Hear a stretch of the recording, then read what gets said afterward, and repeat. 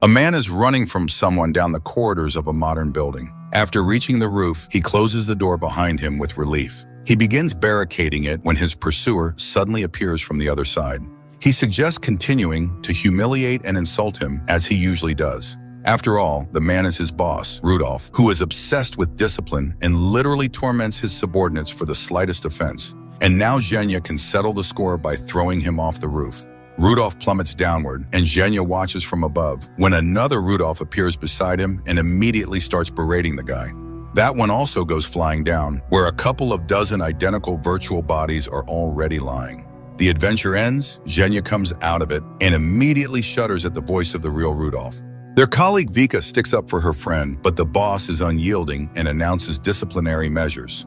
Later, Vika scolds Zhenya, not understanding where the Kill Rudolph adventure came from, the one that everyone at work is playing. The guy admits that he developed it because there is no other way to relieve the stress of dealing with such a boss. The young people work at a company called New Life, which offers anyone the chance to experience any virtual adventure. Now everyone in the country can fly to the stars or dive into the depths of the ocean without risking their lives. However, real crimes still exist in society, and policeman Mikhail has to take part in apprehending criminals, while special units head to the scene. He disperses the offenders and then rides his retro bike to see his brother, Yuri, who also works for the police but holds a higher position. The thing is, recently people have been making widespread complaints about the appearance of negative characters in their New Life adventures. Characters called glitches, which embody their complexes and fears, turning entertainment into a paranoid nightmare.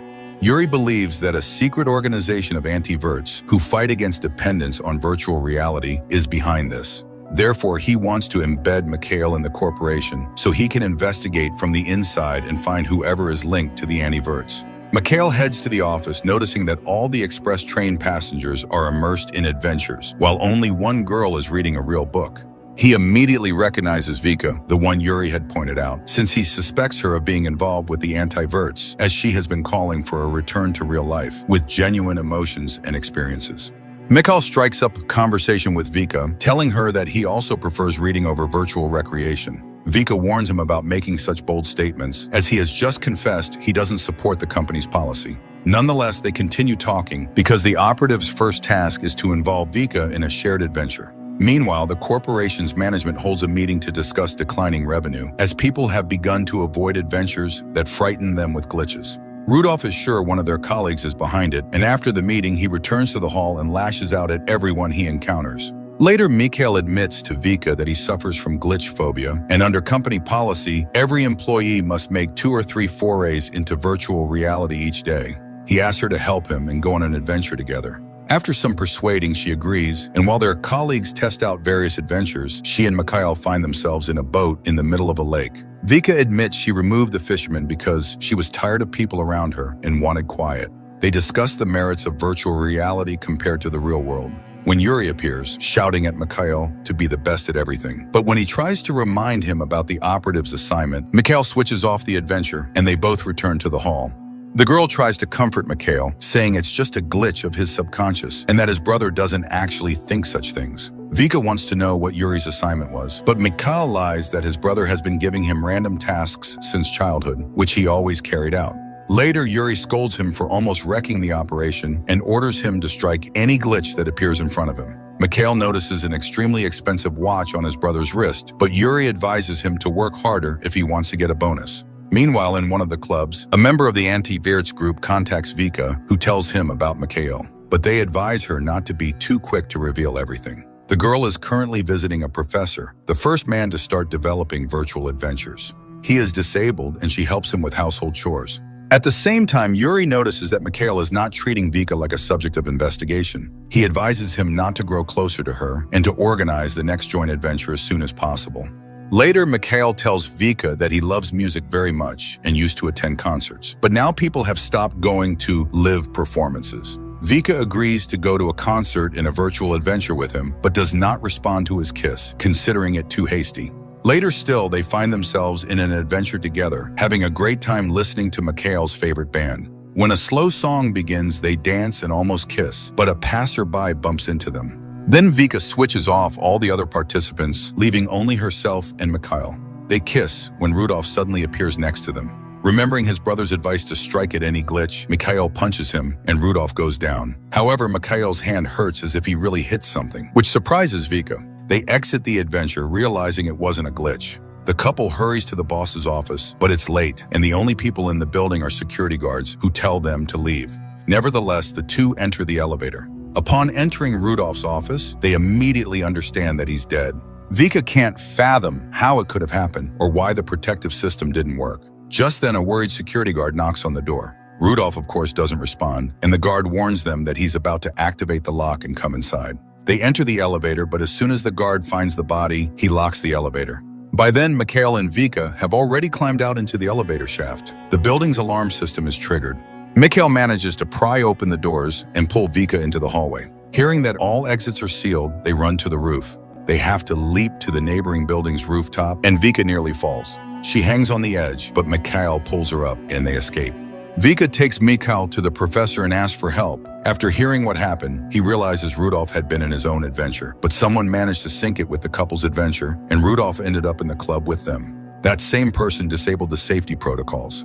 Vika begs for his help, but the professor reminds them that no one has ever tested transferring someone's consciousness before. After much persuasion, the professor agrees to transfer Mikhail's consciousness into Rudolph's body. They agree that when the boss wakes up, he'll go to Rudolph's home, then return to his own body, leaving the dead man in his bed.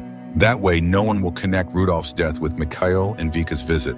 Meanwhile, at the office, the management is trying to figure out what happened and who killed Rudolph. A detective arrives and starts interviewing witnesses. Mikhail, for his part, is stunned by the professor's discovery because it's basically immortality. Meanwhile, the detective believes Rudolph died from cardiac arrest, which could have been caused by a severe blow.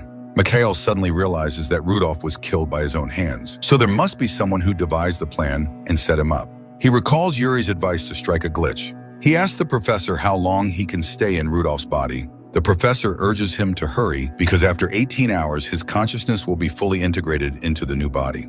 The professor begins the transfer. Rudolph comes to, scaring the orderlies and co-workers.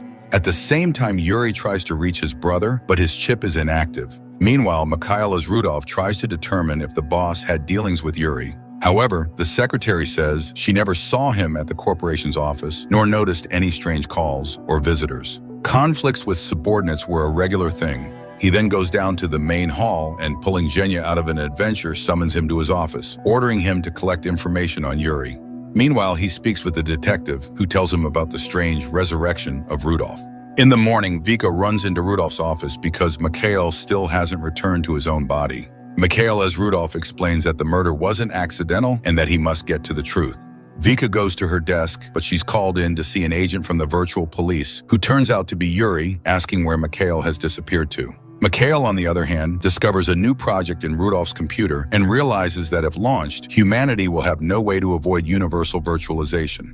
Suddenly, Vika bursts into his office, unwilling to listen to anything, and accuses Mikhail of lying. Her brother told her everything about his mission. She despises him, because now she knows why he started wooing her. The girl flees, but Mikhail as Rudolph catches up to her in the street to explain. He admits the mission was real, but he didn't realize he would fall in love with her. He's ready to give the anti-Verts the data he's found. In fact, there's no need to introduce him to anyone. Vika herself can pass it on. At that moment, the professor contacts them, stating he won't take any responsibility for Mikhail's life. Later, Mikhail meets with Zhenya, who has discovered that Yuri has 3 accounts that receive large sums of money on a regular basis. The latest was 2 days ago.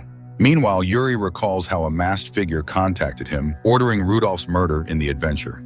Yuri laughed because everyone knows adventures are harmless, but the masked figure explained that he had to strike as if he could really kill, and then transferred the money. Just then, Vika calls Mikhail as Rudolph, begging him for help. He rushes to the place she indicates. It turns out that she and the professor decided to return Mikhail to his real body against his will. Rudolph shuts down, and Mikhail regains consciousness in himself. He thanks the professor and goes home, where Yuri soon shows up. Yuri blames him because he became a murderer on his account. He tells Mikhail everything he knows about the masked figure, which isn't much, and asks for forgiveness. Mikhail, however, sends him away. Meanwhile, the anti-Verts, having gotten the data from Rudolph's computer, decide to upload it online to alert the world to the threat. They also reveal to Vika that it's the professor who's been releasing the glitches. Vika goes to the corporation where Mikhail meets her. Their conversation is cut short by the appearance of Rudolph. He walks through the hall, shocking Vika and Mikhail, then goes to the corporate meeting. He harshly reminds everyone that he owns 33% of the shares, so once he launches his new project, he will reign supreme over the company. At the same time, a special police unit bursts into the Anti-Virts Club and arrests all the activists, as reported by the news. New Life announces that it's increasing its capacity, and since keeping pets is banned, they expand adventures involving animals. It's also reported that the professor was found in his apartment in a coma and taken to the hospital. Mikhail realizes who the mysterious masked figure was, the one who devised and brilliantly carried out the plan. Later, Zhenya tries to comfort Vika by saying that the Anti-Virts didn't name her. Mikhail comes to them and announces that Rudolph is now the CEO of the company. However, no one knows that the professor is actually hiding behind his appearance. Sometime later, Mikhail enters Rudolph's office and knocks him out with a single blow. Rudolph's consciousness, ends up in an adventure surrounded by clowns, which the professor has feared ever since he ran away from a street performer, got hit by a car, and became disabled. A swarm of clowns demands he confess his crime. Unable to bear it, he admits his guilt. Instantly, a group of people dressed in circus costumes appears around him, with Mikhail among them. But Professor S. Rudolph suddenly starts laughing because he got rid of that fear long ago. And even if he confesses, Mikhail can't prove anything since they are in an adventure. However, Mikhail tells him to look more closely, and Rudolph realizes that beneath the clown makeup are his co-workers and the detective, who is pleased by his confession, and it's all one shared adventure. Professor S. Rudolph regains consciousness a minute before Mikhail does, hits him on the head, and flees. They try to track him down, but Rudolph has disabled his chip, and all the funds have been withdrawn from his accounts. Mikhail goes to see Zhenya, who immerses the guards in a cutting-edge adventure and announces that the dangerous criminal is wanted. Mikhail heads up to the server room and destroys it with gunshots. Immediately, the adventures stop being broadcast, and everyone returns to reality, beginning to regain their senses. They immediately notice Rudolph, whose image is everywhere now, labeled a dangerous criminal. Receiving the message, Mikhail rushes to the specified location. Soon he sees Professor S. Rudolph running and tackles him, just as the operative squad, led by Yuri, arrives. Later, the detective interrogates the professor, accusing him of murder. However, that same evening, the professor received an offer he could not refuse. He handed over the consciousness transfer technology, and all charges were dropped. He returned to his own body, and although he now works under supervision, he still retains his knowledge, so there's a chance he'll strike again in the future. Rudolph's body was also saved, and the seeds of consciousness planted there are rapidly developing. The Anti-Virts received suspended sentences and continued their fight against virtual adventures. Yuri was charged with corruption and arrested, and Mikhail and Vika went on a real adventure, where there were fishermen and thrill-seekers on speedboats out on the lake. But they were happy. Overall, the film tries to be cyberpunk and dystopian, but it doesn't succeed.